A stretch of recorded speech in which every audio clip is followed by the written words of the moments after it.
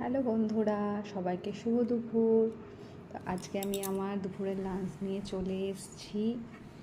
ফেনা ভাত, গোবিন্দভোগ চালে, তার সাথে ঘি, আর ভাতটা করার সময় আমি নুন দিয়ে দিয়েছিলাম। তো এখন তো আমার বর ভীষণই ব্যস্ত, দুপুরে তিনি আর খেতে আসেন না এখন। আর একার জন্য একদম ভালো লাগে না ডাল তরকারি রান্না করতে। তো আমি এখন ফেনা ভাত এইটা খেয়ে আগে ছোটোবেলায় না স্কুলে যেতাম, তো ওই ছোটোবেলার কথা মনে পড়ে গেল। যাই হোক, এখন আমি দুপুরে খেতে বসছি, এখন বাজে 3:30। আমার মেয়ে এখানে ঘুমু দিচ্ছে। তো আমি ভাবলাম চলো আমিও খেয়ে একটু ঘুমু দিই। খেতে উঠতে আমার মেয়ে উঠে যায় ঘুম থেকে। তো চলো, কালকে পয়লা বৈশাখ, আর কি প্ল্যান? আমার কোনো প্ল্যান নেই, আমি বাড়িতেই থাকবো। বিকেলবেলা হয়তো মায়ের সাথে একটু বেরোতে পারি, ঠিক নেই কী করব।